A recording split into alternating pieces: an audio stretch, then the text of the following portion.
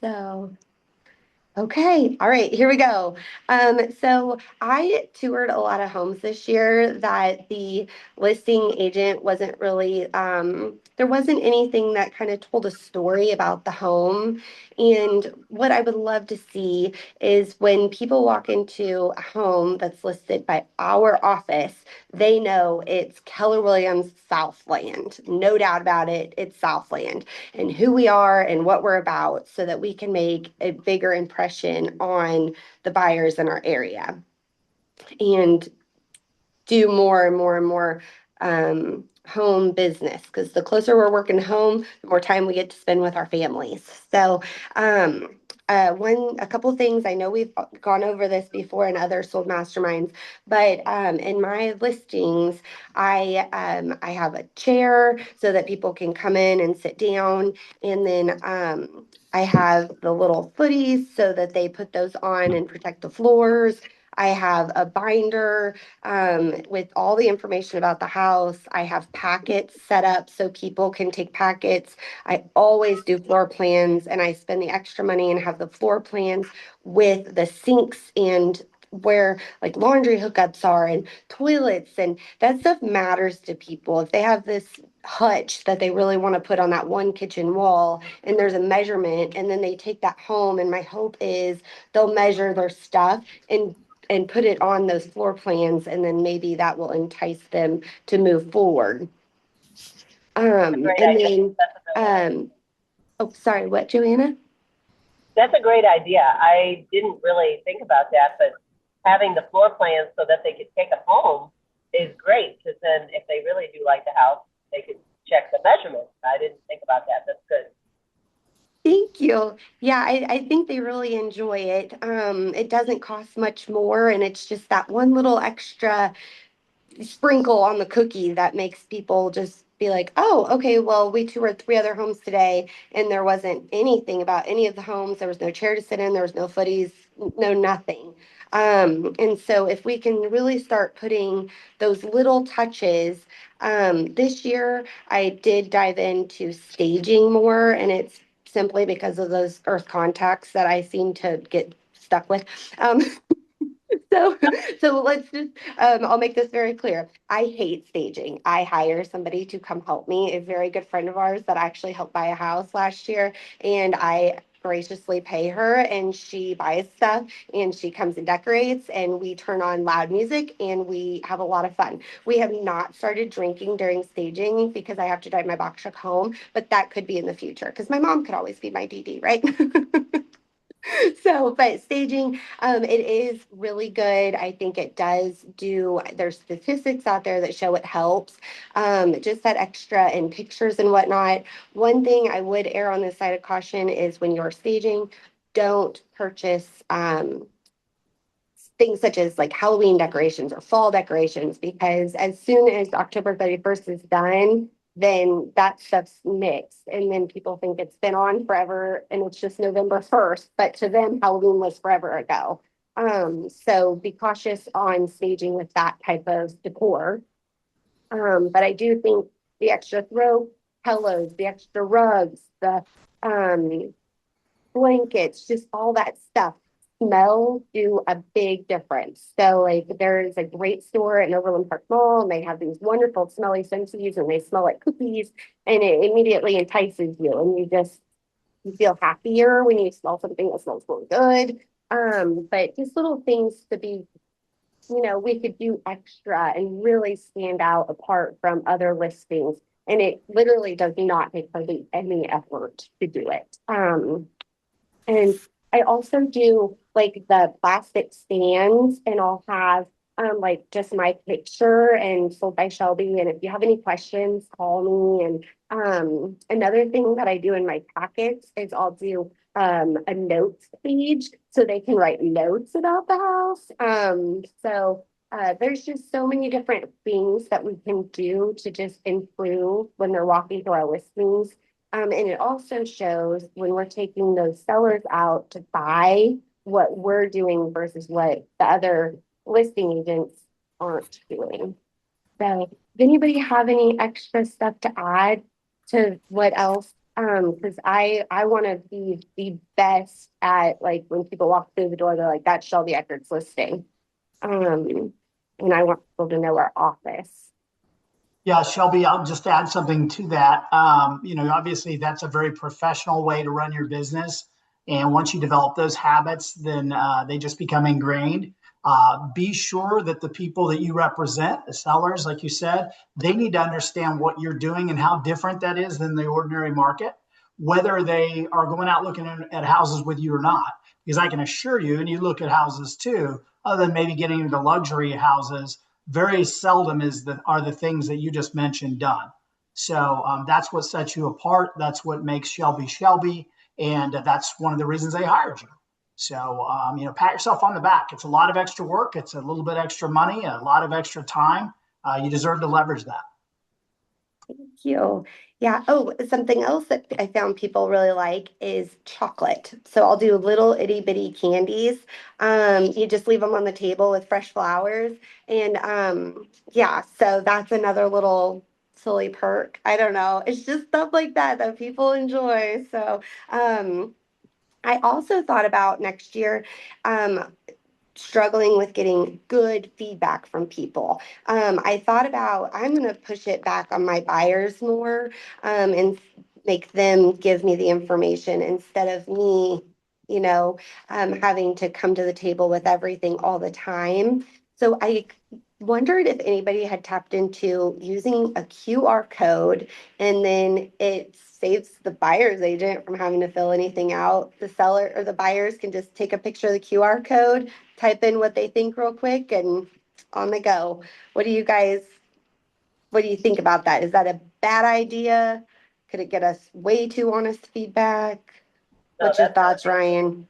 that's great. Be careful on that. So if that would, are you saying that your buyer would provide the feedback that would go directly to the link that would go to the seller? Is that right? Is that a bad idea? I'd be cautious on that because there are sometimes they don't word things as eloquent as maybe we would like.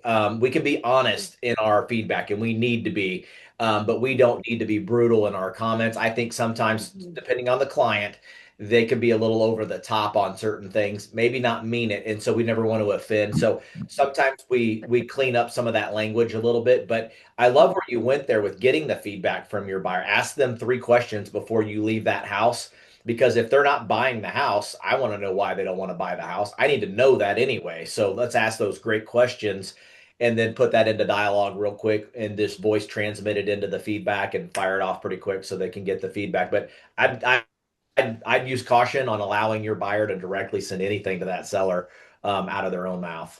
Okay. Okay. It was just an idea that I was like, I wonder how we could, yeah, get more feedback, but Love the you're so initiative right. though. Love I the won't do that. So anybody else have anything that they want to throw in about what's helped at their listings? Paul Fife had an awesome sign on his listing off of Double Y, and it even had the light on the top, and he had two of them, and they're the big, pretty white posted ones, and it looked really sharp. Yeah, I was just trying to be more, of course it's not a new thing, but if we have a sign on a street where the speed limit's 45 and people go 60, a little bitty sign's not going to get read very well. So, especially when you look at open house signs and those smaller signs like that. But so I just put bigger signs and, it gets dark early. So I wanted the lights on it too. But Yeah, it looked really, really nice. And it sold in a day, so I think you did a good job. Okay. Okay. So, okay, let's see. Also, something that I always look at is the history on a listing. That's one of the learning moments for this year, is really looking into, okay, this house was on the market for 120 days. Why is that? Has it been under contract?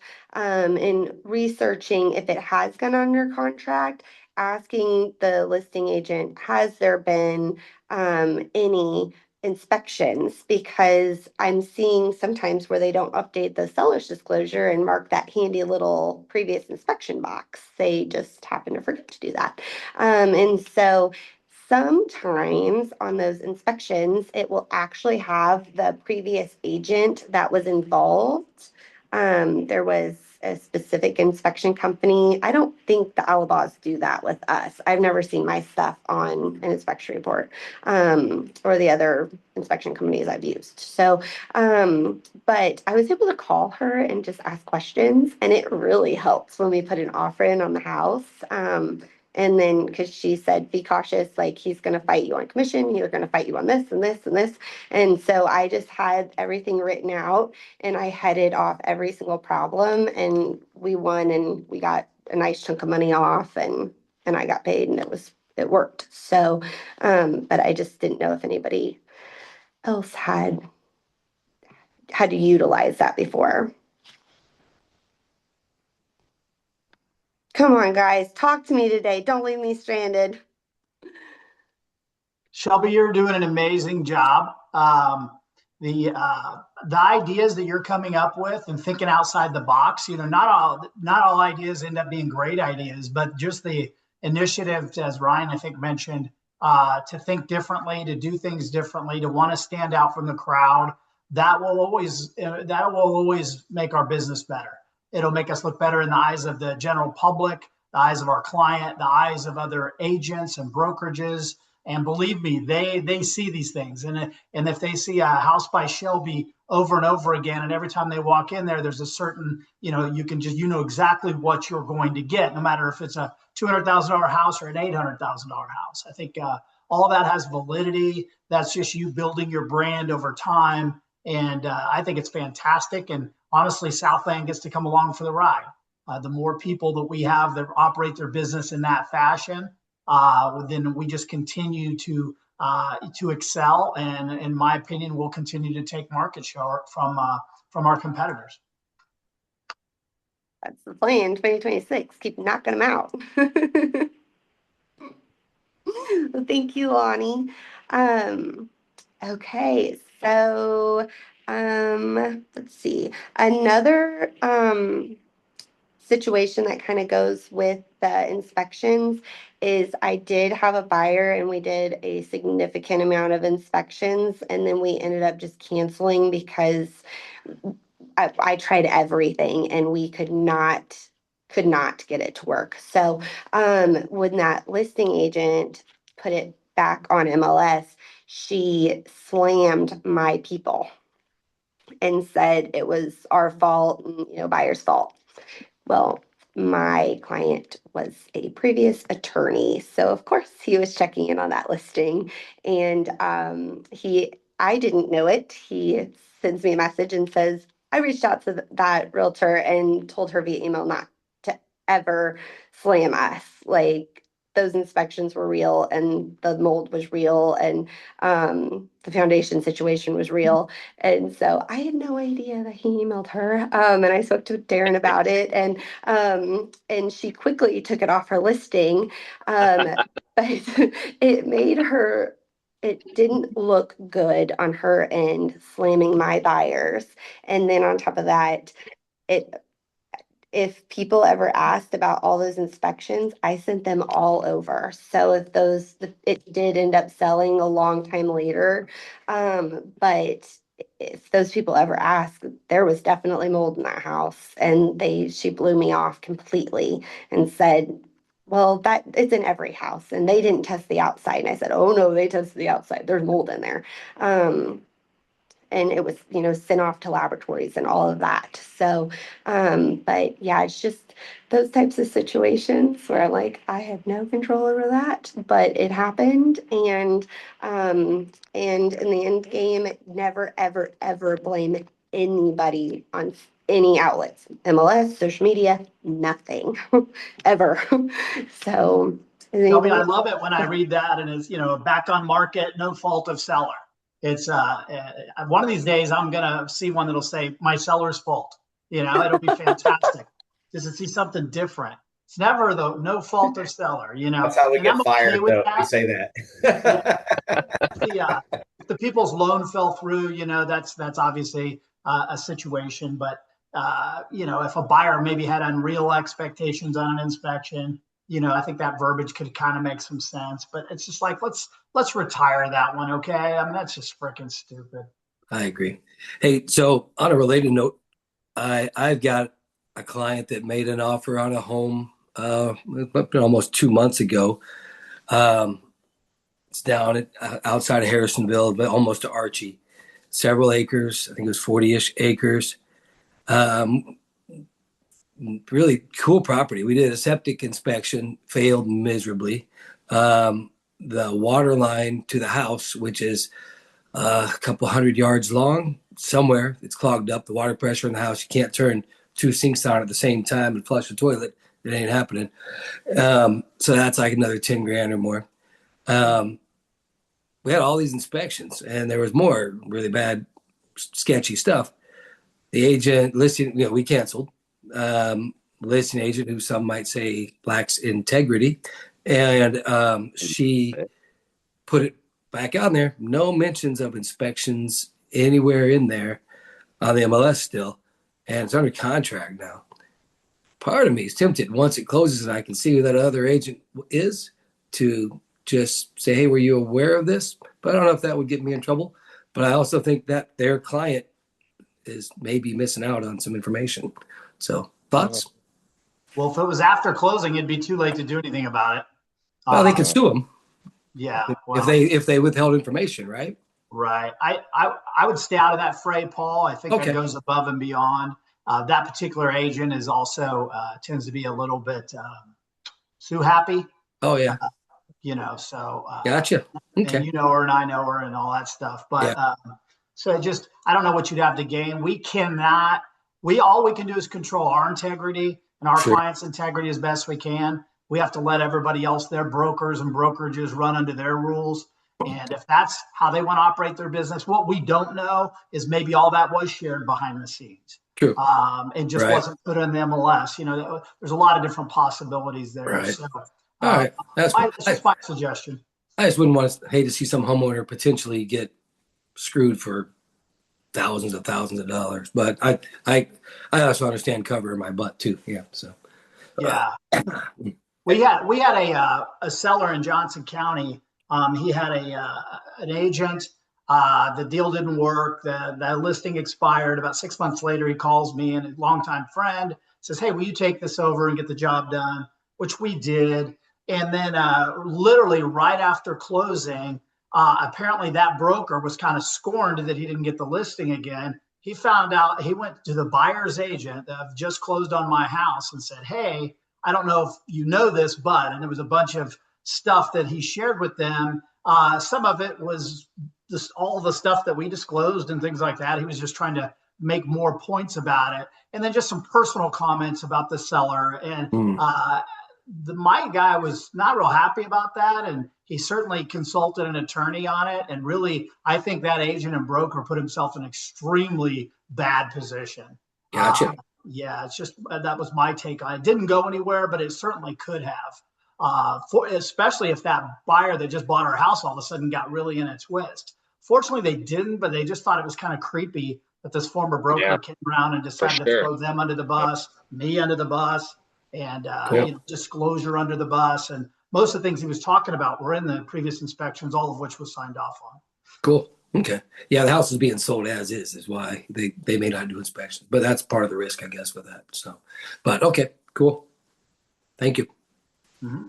Yeah, I didn't do anything with that situation. When the situation I had, I didn't share I didn't reach out to the buyers on it at all. I feel like the buyer's agent, that's the researching the history of the house, and that's on them, because I thought it would get really nasty. And yeah, so especially Cass County, we have a small amount of people. So yeah. That, Shelby, another thing to add to that is, all these inspections, we hire inspectors to inspect these properties. Different people interpret that information differently. And when you talk about mold, for example, I'm more on the side the mold is overplayed and people worry about it maybe more than they need to, but that's just my opinion. At the end of the day, if it bothers my client, then we've had people cancel because of radon, even though we know it can be mitigated to normal air quality for less than $1,000. They don't want that house anymore. So, it's just, it is up to the client to decide what's important to them. And then you get those clients that are kind of Joe Fix-It guys and nothing hardly bothers them. It's let's put the information out there. Let's let the clients interpret it. Lonnie, I love that. And Shelby, I'm going to pile on one last thing. Yep. And this is the hardest part. I'm still working and learning on this every day, but always take the high road.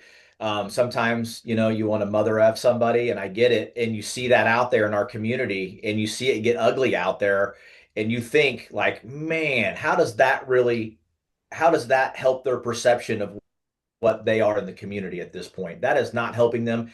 We all have these emotions.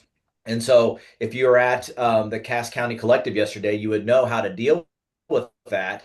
Brandy knows it was the best answer on the board. I believe it was drinking was on there. And so that's why we drink. But there's other things that we can be doing. Obviously, that's a joke. But so just never take up to social media to do that. We have our masterminds. We have obviously our leadership here if we got to work through something. But man, as hard as it can be sometimes, we always take the high road. I think you guys do a great job of it. Even when we don't want to, we do it anyway. So kudos to you guys, but just a reminder to myself as well. It's not easy all the time. Not easy. No, it's not. Not easy. Ryan, what was a learning moment for you and Steph this year? What situation were you guys thinking about when I posted that on our Facebook page?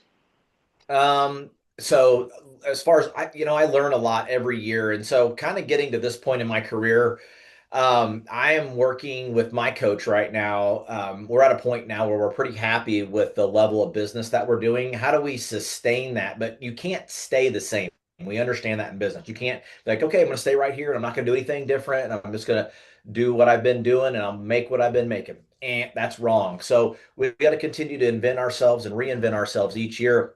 But the thing that we want to buy this year is time. So the goal for me next year and my team, I'm interested in 9 months of work. And I still want to achieve around that 20 million in volume. However, I want to do it in 9 months. I don't want to work 12 months a year. And so it doesn't mean I'm taking off the last 3 months of the year or anything like that, but sprinkled over the year. So scheduling, getting my calendar dialed in better, being more efficient with my time while I'm in the office and my appointments and what I say no to. So those are some things that I'm still working and honing in on. But buying time is what I want to buy next year. So Ryan, wouldn't that be working more than you did this year? You know what, Lonnie? Let's not talk about that. 2 weddings. Yeah, I spent some time in Alaska, a little bit in Mexico. Yeah. It was a great year. It was a fantastic year. Very blessed. But all in all, I just talk with my coach, and he's like, "What do you want? Obviously you got a decent business. What do you want?" And I'm like, "How about more time? We're hoping to see some little ones in the Finn family." Here in the next year. I'm hoping we'll see what happens. But so that's why I want to buy time. I want to make sure we have time with the ones we love most. Tomorrow's not promised. We know that, and we've all experienced some unfortunate circumstances within our own families, and we will live with zero regrets, whatever happens. So that's what we want. We want time. I love that. Yes. I have something to add to the time. I implemented in my business, I don't know if you guys can see it. Oh, it's a stupid blur thing. So I just print out my paper for the week, write everything down. I also have it on Google Calendar because I get busy and I forget about things.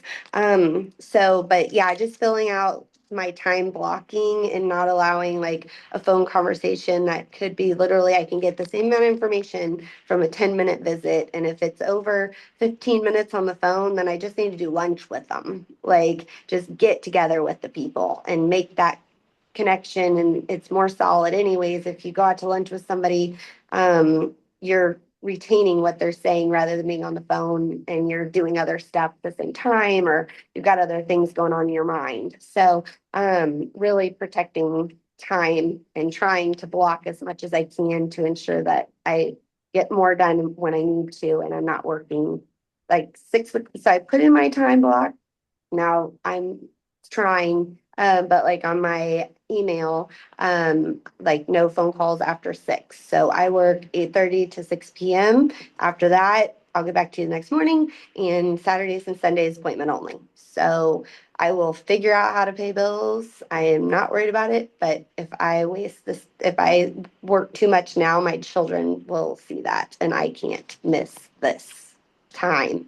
So that's how I'm trying to protect next year. And I hope you all are able to protect it too, because people do like to call at 7 o'clock at night and talk for a long time sometimes. Is anybody else trying to work on time blocking more or being more scheduled and more Yeah, diligent? I shared a new book that's coming out. It's, any of you who've been around a while know, like 5 or 6 years ago before COVID, I was heavier and in really shitty shape as far as cholesterol and all that stuff goes. Pardon my language. And what's Lonnie? Stinky shape. What's Lonnie always say? First cuss word of the other day. So, but the Miracle Morning really kind of changed my life. That book, and it took me 3 times to read it to actually implement any of it. But they've got an over 50 version now, which eliminates some of you guys, just a few, but eliminates some of you guys. But they still have the under 50 books too. I'm gonna revisit that. The new version comes out the 16th. And I don't know if anyone's interested in revisiting that going into the new year. Kind of getting a morning routine and trying to get more productive with that. Feel free to holler at me. We can maybe do it together. So That's awesome. I've been trying to get back into the working out, and it's I time block it and I ignore my phone for that hour, I get it done. And if I don't, then I'm stuck on the treadmill at 8 o'clock at night, and that really sucks. So I really ignore the phone as much as I can, because that's the only time you really get to yourself, and you produce so much more during the day if you've gotten some sort of physical activity done. Um, I can't get up at 4 o'clock in the morning. That's not happening. you So, got to do what but I works. can try. I don't know if anybody else. I know Paul and Ryan and Caesar are all good about that. That would be really hard. It's not as But much about the time of day. It's about making the time to do it, whether it's at 7 a.m. or 4 a.m. It's, but I yes, noticed I'm yes. able to work out after like 9 in the morning because my phone's blowing up. Kids need me. I need to send an email. My mind's in work mode at that point. But if I'm home, if I get to the gym at 6, I'm home by 7:30 at the latest. Or I get there at 5:30, I'm home by 7. Then there's no, if somebody's texting me at 5:30 in the morning, I'm not texting them back until 8 o'clock. That's completely acceptable. But if they text me at 2 in the afternoon, I feel like I have to reply fairly quickly. So Yeah. I did not have any luck working out in the afternoons. yeah, man. I don't Too wake up many at 4. I wake up at 5:15, so not at 4. too many other things can come up. You're hungry. You just ate. Kids need something. Wife needs something. Whatever. It's easy to be distracted at 4 o'clock in the afternoon. But Yep. And then if you don't And I'm block it, it doesn't tired from happen. work all day and just, yeah, it never happens in the afternoon. All the reasons, guys. We just, and I don't know. I know Lonnie says you got to write your weight down to keep track of it. So, but I have to go buy a battery for my scale. And then I thought I'd start in January, but I'm going to do it, Lonnie, because you're telling us That's a to. great excuse, Shelby. We got to start tracking our stuff. But anybody else have a situation that you came across and you want to share what happened and how you resolved it? I've got a land property right now, and it's not really an issue, but it's been seems to be going very well as me as the agent to meet everybody out there, even if they have an agent. And Oh, then they all hop in my truck, and then we drive the property so I can show them the boundaries.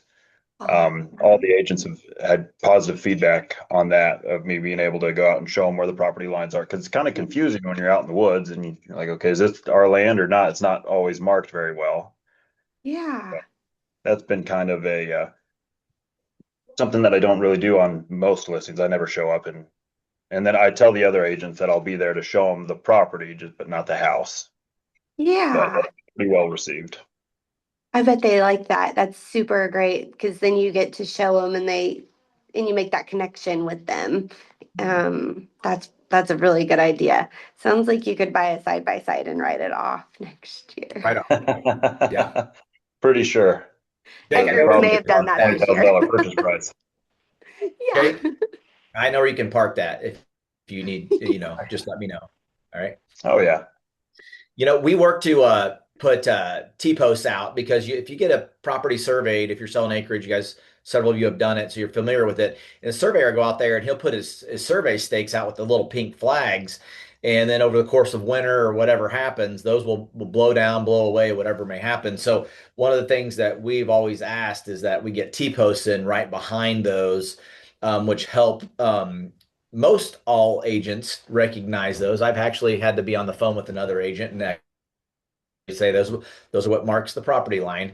And it's okay. Not all agents are created equal, and not all agents are property agents. But it's great to have those T posts out there versus just the little small stakes. So if you can get if you're doing a resurvey, if you're splitting land, get back out there and get your T posts in, and that way it's very easy to see. You can see them from 100 yards away, and it'll create an opportunity for your people to see if you can't be at every showing. And I've had people show up. I've had developers show up to showings that we had for buyers that were buying a different piece of dirt, and I'm never offended by that at all. They know their property. They know what they're selling. I appreciate any information that they could give us because it's again it's their property, so I expect that. So it never don't take offense to that if someone shows up like you don't know what you're doing. They're lending a helping hand. Yeah, heck, we've got a T post up at the very front, and every single person has missed it. Whenever I say, "Oh, the thing that you look at right as you pull in the driveway is the property line," they're like, "What T post?" I'm like, "That one right there with a flag on You it." could put neon on there, blink, blink, blinkety uh, blink, and they would miss it still sometimes. So it's okay. Again, we're here to help. We're here to co-op. We're here to take the high road. We're taking the high road every time, uh, and we're helping out. I've seen people spray paint those posts a really bright color too. They stand Yes. a little better too. Green kind of doesn't stand out very much, you know. So oh, what about several layers on a roof? So I was looking at a house the other day that had two layers on it, and the top layer blew off yesterday. Oh, that's good. So, like, if I was say that was on like my listing, and that was my seller, do I recommend that somebody come and repair the blown off part or whole new roof? Like, I know it depends on the situation, but we can't even really get insurance on double layers or anything, can we? I'm not going to No. spend money fixing something I'm going to have to replace. Right, That would be my thought. right. It was on kind of a fixer upper house anyways. Mhm. So Was that there was expectation to sell it for cash, Jake? I don't know what the pretty much, situation yeah. is. Okay. Pretty And much cash I think conventional flipper. were they disclosing they had two layers on that roof when they filled out It their was disclosure? it was unknown. They It didn't know was anything about the unknown. roof. I, They know I now. usually they do know now since it's only one layer now because one blew off, so you're back to good now. You only got one layer on it. Just Um, on the front section. Yeah, I think that goes back to the initial piece of trying to figure out what the seller is wanting to accomplish and then make a suggestion. If you're selling it for cash as is and you can disclose there's two layers on it, I love that idea. But if they didn't know it or they don't know much about the roof, I think that's one of those big ticket items anybody's going to be interested in. I think you ought to get somebody on that just to look at it to verify that one, Mhm. it's crap, or two, it's okay, or that there's four layers of shingles on this thing and the roof's about to cave in. They need to get some of those off there. I think it's That always was good. my recommendation. And they're like, "Oh, my brother will come out and fix it." And I'm like, "Well, He can but I come get fix it because they're not wanting to put any money into this house or in this property." So I was kind of torn. I'm like, "Well, so you just don't see. I mean, I don't see very many roofs with multiple layers on them anymore. I haven't seen it. them in a long time." I had a shake shingle roof underneath. They did an overlay and they were like magicians, and I did not catch it. And we did the inspection on it, and sure as the world, not swearing, but sure as the world, there were shake shingles underneath that son of a buck, and we had to tear the whole thing off and re-sheet the house and re-roof it at that point. So And that was a long time ago. It was like a $7,000 or $8,000 expense that we didn't know we were going to incur because the shingles had just been put on in the last year. So we thought we were good on the roof and we glossed it and missed it. So again, my fault for that. The investor was not happy about it. He still made money. But so I think that's one of those things we just really got to take the lead on something like that. But again, I go back and I'll lean back to what Lonnie said before too. Always ask what the seller's wanting to accomplish. What are their goals? And let them know what the pitfalls are by them wanting to do it a certain way and give them the option of what it would look like if they did it a little bit different to avoid something that could be costly that maybe they don't see right now up front by just trying to save money right now. It could cost them thousands later. Mhm. Yeah, on that house, I wasn't, it was bought with the intent of you're going to have to pretty much fix everything anyways. So that's why I didn't really push hard on it. But We'll just fix the disclosure. It's got 1.5 layers on it. It's good.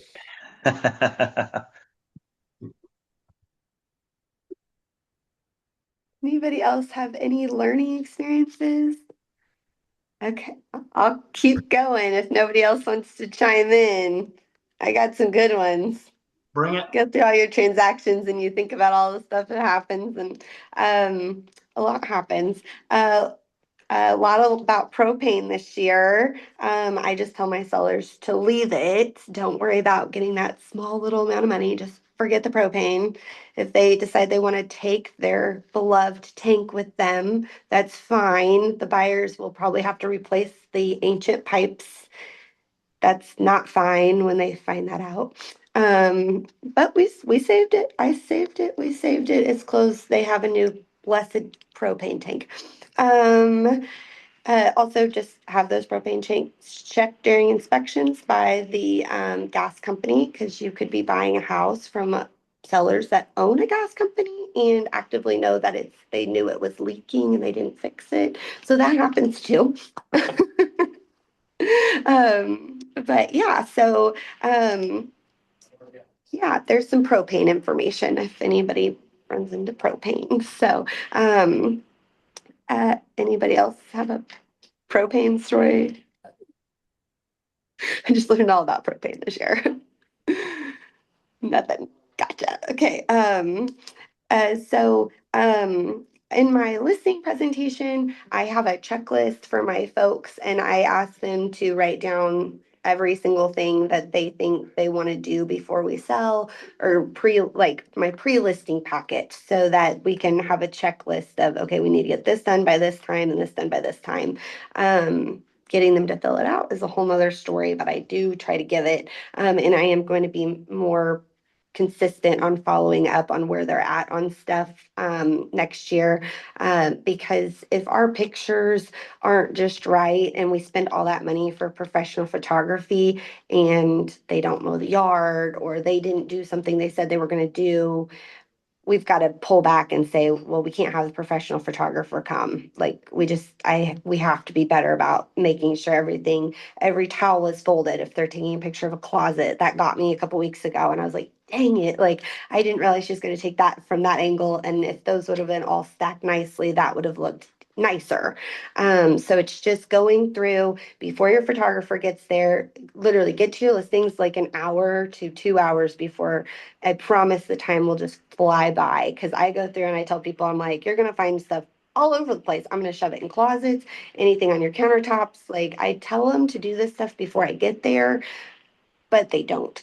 And then you have toilet lids open, or you have trash cans sitting out, or you have bath soap in the showers. Like, you just have to, direct your people. It has to be, and some of them are absolutely perfect. When I walk in, I'm like, oh, okay, cool. We'll visit for an hour, and that's fine. But other times, it's just really important. You're spending all that time and money to go do the pictures, and you really don't want a trash can in the middle of something that it shouldn't have been. So I don't know if anybody else gets there super early to pre-photo prop, get ready. But that's just Yeah, something I've we do learned. the same thing, Shelby. We just tell them, Yeah. we're going to come in and get things the way we want it. So if things are moved around, don't get all upset. It's how we want the house to look for the photography. And we also will pull up any kind of floor mats or bathroom floor mats and stuff like that. I think that Yeah. makes a picture look kind of junky. So, Yep. and of Okay. course, they usually want those Yeah. down when they're living there, which I can understand. So, yeah, just it's just coaching and consulting, and it's you guys are teamifying your effort, and this is part of what you do for the team is to be sure that the house has a nice presentation. Thanks, Lonnie. Mhm. Is there anything anybody else watches for when they're going through moving Pets. stuff? I watch Oh, for pets. I put away all dog bowls, anything that looks like a pet bed, so that when they're looking at the photos, they're not like, oh, I think my grandmother's allergic to cats, so we can't buy this house. So anything that looks like pets, I mean, not in aquariums, but yeah. anything that looks like could be a hindrance or they think the vents are going to be dirty or anything like that due to pets. That is a great tidbit, Trish. That is very true. Yeah, because if they see 6 Roombas and 3 specialty kitty litter boxes, you're going to wonder how many cats are in that house. I went into a house like that this year. I was like, that is an investment. Um, but had we seen all those in that one picture, we wouldn't have probably toured. So, very good point, Trish. Anything else? Yeah, most of the Yeah. photographers will have a prep list you can give your clients too. Yes. That way, maybe you don't have to get there and do all that prior to. I know Jordan Ashley's got one. I'm sure Ryan probably does or can have something as well. So, just a thought. Yes. Yes, yes. And the photographer I've been using, they do have that, and I do send it over. And I do give it during the listing presentation too. But I just find people, they just don't realize like you have to get the soap out of the shower. They just don't. So, but that's something I can be better about is sending a text message maybe 3 days before, like make sure this is done, and more following up on that. It looks cool when they have all kinds of stuff all over the front of the refrigerator and on top of it, but that's not really that great. So, Yes. And sometimes the house is like pristine, and then I'm like, okay, this is perfect. I won't come early because you don't have to worry about anything of that sort. But I can be better about that next year so that I'm not spending additional get back some time. Um, let's see. I found on that sometimes too, Shelby, on the Mhm. opposite, they won't let me take pictures until everything is absolutely perfect. And Oh, so I've told several people, I said, you don't have to get it perfect. I said, there's plenty of times where I'll take all your stuff, we'll clean one room, and then mhm. take that picture, and then we'll put all your crap in that room for the rest of the pictures. Or just put Yes. it in the garage. So I've almost come on the opposite side where I'm like, you don't have to spend 4 months getting your house ready. Yeah. I'll come over and move your stuff for you. We'll list it tomorrow. Yep. See, Shelby, problem solved. one of the things I do is take those big black tubs with yellow lids and Oh I yeah. pack up everything that's in the way. And I'm like, hey, I just stacked it Oh, in your garage because I don't want it there during showings either. So I'm yes. like, I donated these 3 tubs to you and Good I one. just I just put it all in there. If it's in the Yeah. way, I put it in there. If they need to find it, they're going to know where it is. Now, if it's the soap on the Idea. countertop, I put it under the sink. But Yes. anything that's just way too many pillows or blankets or I don't know, random things. I just put in the tub, put a lid on it and stack it in the garage. And I'm like, that's your gift. Because I don't want them to bring Yeah. it back out. Right. point. That is great, Trisha.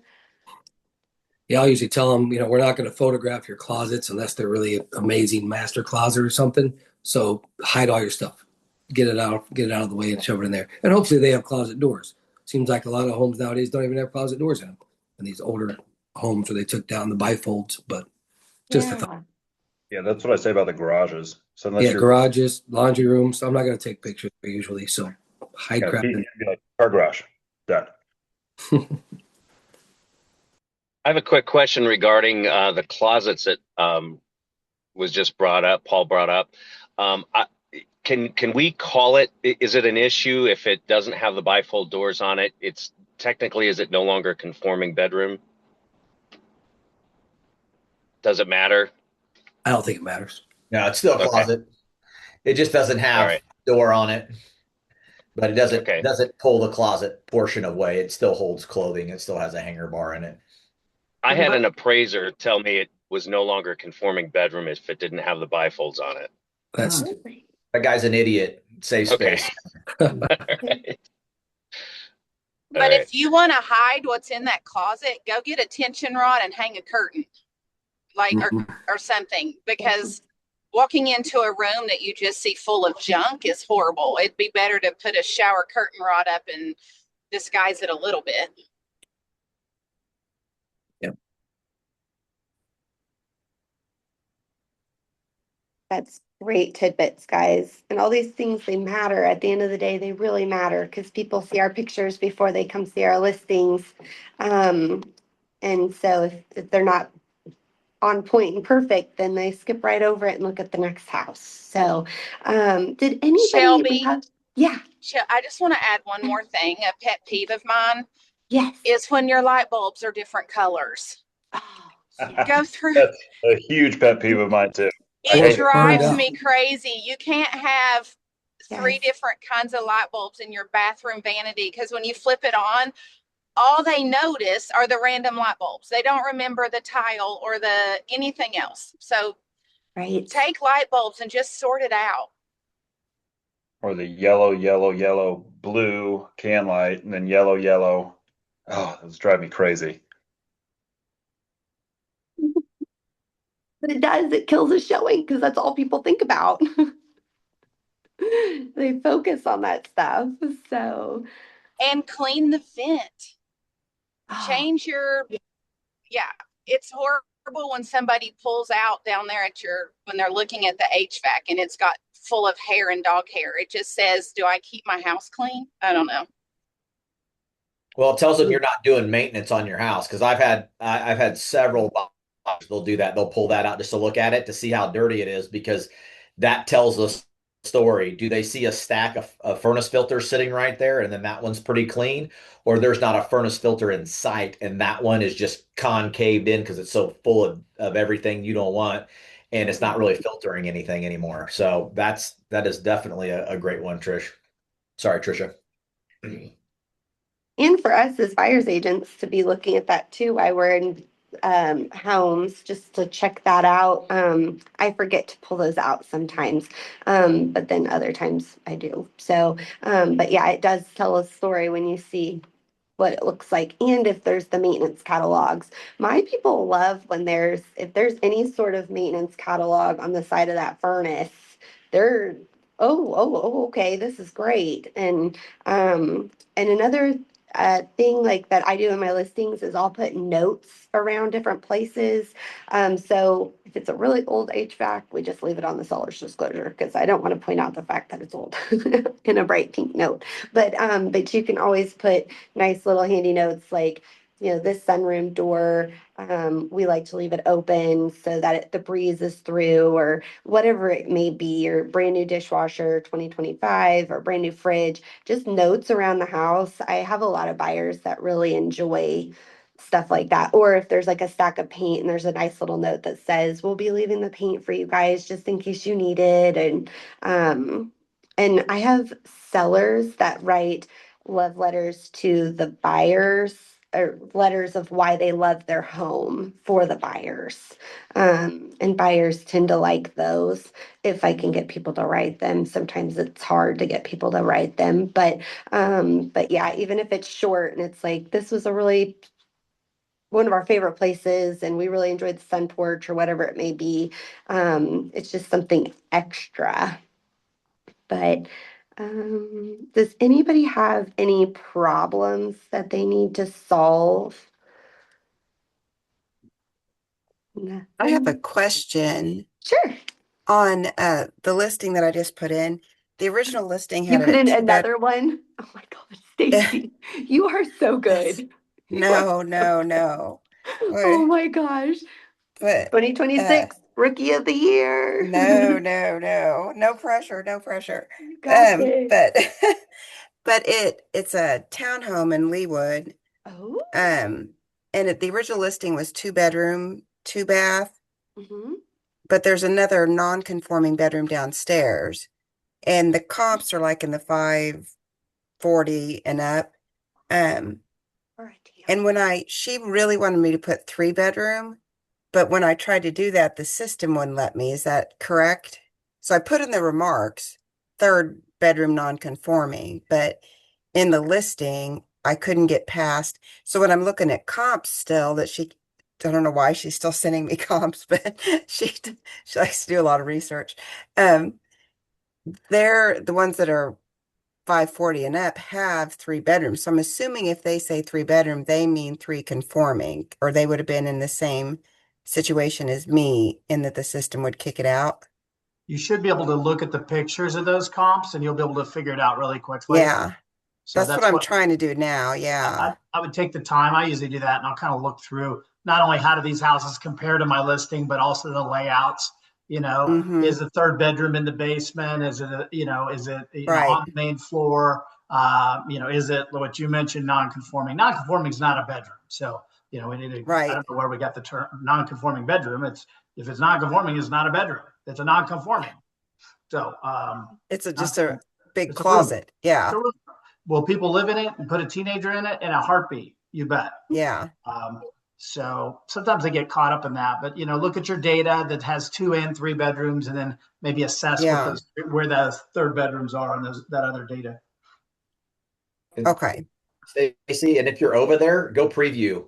Are there any available over there right now? Or are they all sold? No, they're all They're all sold. sold. Good. You Bummer. own the market over there, then you can do whatever you want. Just kidding. It's non Yeah. conforming.